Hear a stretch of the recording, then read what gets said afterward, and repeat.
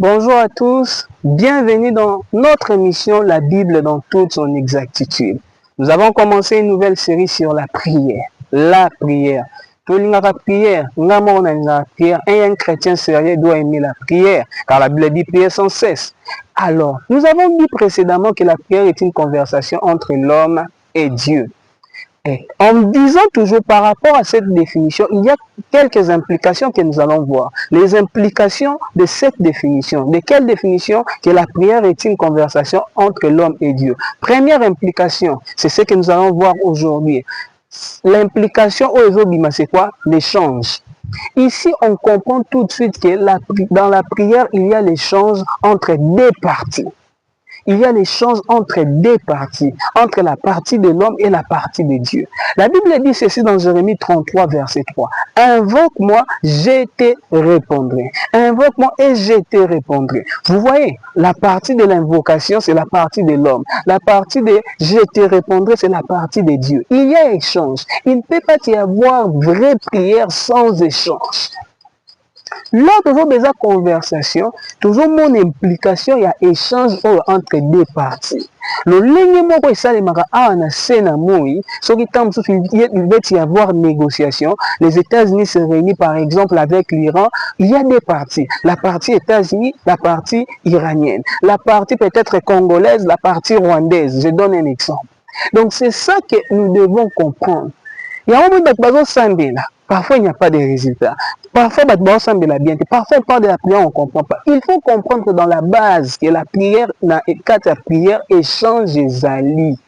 Cela implique l'échange. Il y a des parties dans la prière. Cela va empêcher tous les esprits de monologuer. Parce que beaucoup de gens dans la prière ne font que monologuer. Ils parlent. Zambe pesa, zambe sala, zambe lobaki, zambe. Là, c'est vrai, c'est bien. Mais, et la partie, l'autre partie, la partie Dieu.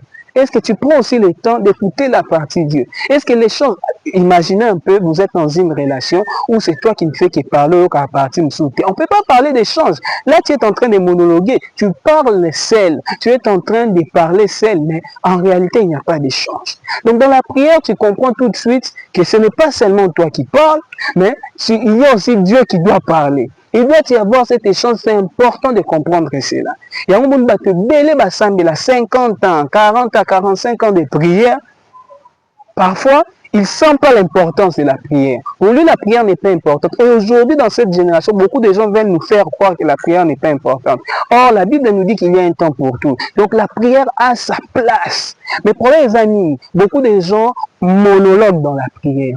Ils sont seuls dans la prière. Ils n'ont pas cet esprit d'échange. Ils connaissent la définition de la conversation entre l'homme et Dieu, mais quand ils prient, ils perdent cette définition de vie, ils perdent le sens même de cette définition. Ils sont toujours en train de parler seuls. Ils n'ont pas besoin d'écouter l'autre partie. Quel est ce couple où il n'y a que l'homme qui parle, l'homme qui parle? Alors, à quoi sert la femme? Quel est ce couple où il n'y a que la femme qui parle? Alors, à quoi sert l'homme? C'est comme ça partout. Même ce que même si Dieu est supérieur, que moi je suis inférieur, mais il doit y avoir cet échange-là. L'implication de cette définition, c'est l'échange. Comprends tout de suite, bien aimé, aujourd'hui, toi qui pries, toi qui as l'habitude de prier, pose-toi une question. Est-ce que tu ne fais que monologuer? Est-ce que tu ne fais que parler seul? Ou il y a réellement échange dans ta prière? Parce que si tu ne fais que parler seul, peut-être qu'il peut y avoir problème dans ta façon de prier. Mais par cette émission, par la grâce de Dieu, par la puissance du Saint-Esprit, par la révélation de l'Esprit de Dieu, nous pensons que nous allons arriver à faire ce que Dieu attend de nous. C'est-à-dire prier, mais en respectant le principe de l'échange.